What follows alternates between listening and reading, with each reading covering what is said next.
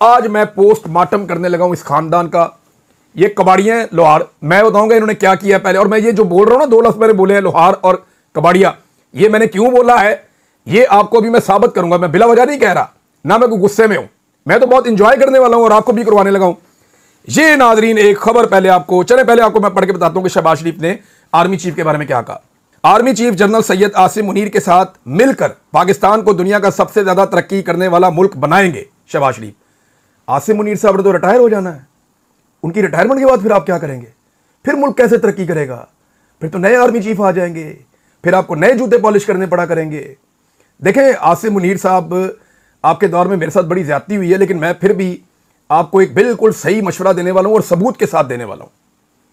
ये फ्राडिये नौसरबाज हैं, इन्होंने आपको भी चूना लगा देना है, बल्कि ये चूना लगाने का इन्होंने आगाज कर दिया है। मैं आपको पहले आज की खबर बताता हूं और उसके बाद फिर मैं आपको खबर बताता हूं कि ये इससे पहले कैसे चूना लगाते थे और किस तरह इन्होंने कौम को बार बार बेवकूफ बनाया है।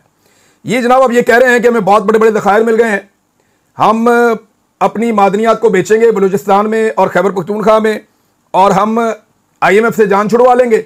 ये स्टेटमेंट शहबाज शरीफ का सुने जो आर्मी चीफ की मौजूदगी में दिया है। पाकिस्तान कुदरती वसाइल से मालामाल मुल्क है, जिनकी बदौलत वो इंशाल्लाह जल्द खुद कफील होकर IMF जैसे इदारों की मोहताजी से निजात हासिल करेगा। ये जनाब शहबाज शरीफ साहब का अज़्म है। इस पे आर्मी चीफ साहब की भी तकरीर करवा दी। अब जरा मैं एक चीज आर्मी चीफ के सामने रखता हूं, या बल्कि पूरी कौम के सामने रखता हूं। ये आज से 10 साल पहले का एक अखबार है, 10 साल पहले, ठीक 10 साल हो गए हैं, बल्कि 10 साल और 2 महीने हो गए इस अखबार को। इस अखबार के नीचे जो तारीख लिखी हुई है, ये जुमेरात के दिन का अखबार है और 12 फरवरी 2015 का अखबार है। और जंग अखबार मैंने इसलिए लगाया कि जरा आजकल सबको पसंद है जंग अखबार, जरा उसके अंदर देखें आप जंग ग्रुप की खबर।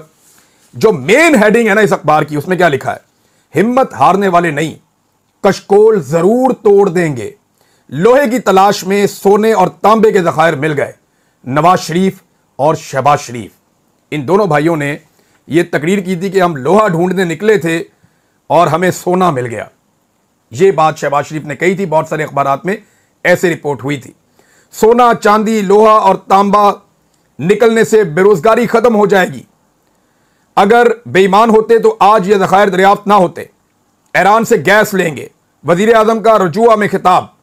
तापी गैस मनसूबे में शामिल ममालिक के वज़रा पेट्रोलियम से गुफ्तगू। चनियोट की सरजमीन में मादनी खजानों का समंदर बह रहा है, इन्हें बरूए कार लाकर मुल्क कौम की तकदीर बदल देंगे। ये खजाने सिर्फ पंजाब के नहीं बल्कि पाकिस्तान के 18 करोड़ लोगों की मलकियत है।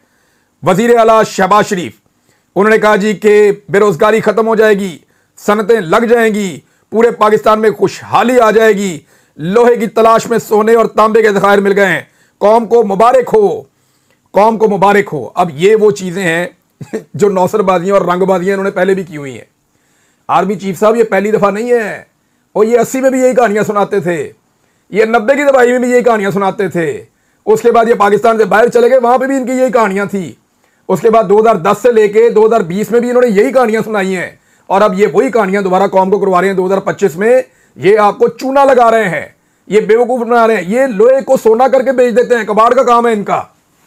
ये मैं आपको सीरियसली बता रहा हूं कि ये नौसरबाज है, रंगबाज है।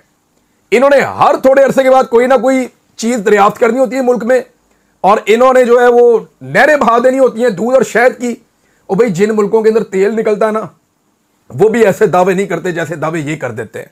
मैं तो हैरान हो जाता हूं इनके दावों पे, और इन्होंने सबको चूना लगाया। मैं आर्मी चीफ को खबरदार कर रहा हूं, इन्होंने आपको भी चूना लगा देना है।